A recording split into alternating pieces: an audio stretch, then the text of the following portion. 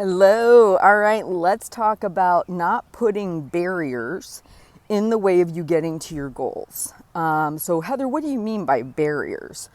Well, what I mean is it never fails. I work with somebody, we dial in their calories, they start losing weight, and then they talk about all the shoulds.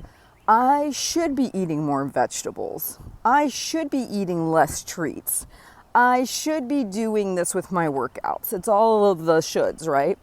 And what I have found is that the more obstacles you put between you and the goal, the less likely it is to occur. So what I often have to tell people is, let's get to that later, because contrary to a lot of things that come out in the media, the fear mongering, yada, yada, yada, if we're talking about moving your body weight in a downward direction, it comes down to caloric intake. And what that means is if I have somebody who eats, let's just say, half of their caloric intake in snacks, it may not be ideal for the rest of this person's life. But if they were to put that as a huge priority when they first start, and they're hitting their calorie targets doing this, they're enjoying their day. And by the way, enjoyment is a huge factor. If you're not enjoying your day, you're not sticking with it, yet another obstacle. So what we want to do is we want to drop a lot of that. We want to say, okay, number one, if I want to lose weight, my goal is to hit a calorie deficit. How I choose to eat today does not necessarily mean that's how I'll eat the rest of my life. And this laundry list of things that I believe I should be doing could potentially get in the way of me hitting this calorie deficit. And here's how that looks. Susie B starts to get her calories dialed in. She's eating 3 normal meals, and then maybe she's having a bunch of snacks, or maybe her meals don't have any fruits and vegetables or whatever, but she's hitting her calorie goal. Her weight trend line is going down. She's losing body weight. She then starts to think, oh my gosh, I need to do this, I need to do that. And so she wants to make all these abrupt changes quickly because she believes that's what she should be doing. When she does that, all of a sudden, she can't hit her calorie goals as well anymore. Why?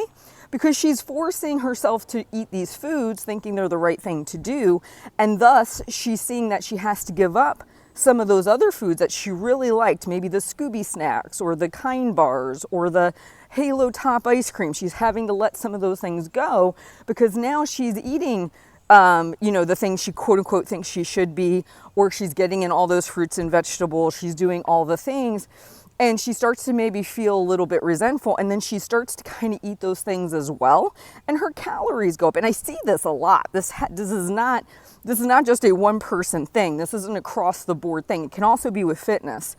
You get somebody's calories dialed in, and then they add in fitness, and their hunger spikes up, or they feel justified in eating more because they see they've quote unquote burned all these calories.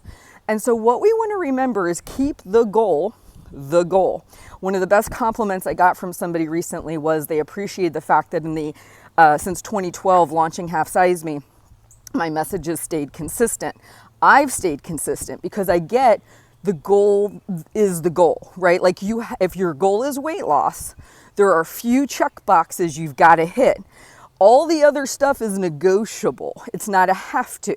And so if you're somebody who wants to eat more fruits and vegetables, don't kill yourself to do it right away. Say my most important goal is getting my calories in check. If I'm eating a lot of snacks right now, over time that might change. But if that's what I get, that if I'm enjoying the journey, doing that, and I can hit my calorie targets, so be it. And that's the thing, is giving yourself the permission to eat in a way that you can sustain in a calorie deficit that you can be consistent with right now. It doesn't mean 20 years from now you're going to still be eating the exact same way. It will change over time. But you have to allow yourself to begin building momentum in this process and not cutting yourself off by throwing in all of the hurdles, all of the obstacles. So what is it we want to remember? Calorie deficit must occur to lose weight, number one. Number two, it has to be a process you enjoy. So if there's foods that right now you're enjoying and you're hitting your calorie goal and your weight is trending down, do not feel like there's a fire under your butt to pull them out, so that way you can be eating quote unquote healthier or be doing all the right things. The same thing with fitness. If right now you're losing weight, you're in a calorie deficit, and you're pushing yourself to do all these workouts because you think you should, then what might happen is you might spark a lot more hunger. You might notice you're getting sloppier with your eating, and it might create a situation where you're not adhering. So your most important thing, calorie deficit, eating in a way that you enjoy, and not self-sabotaging by putting hurdles between you and the goal. I hope this helps. You guys have a great day. I'll talk to you soon.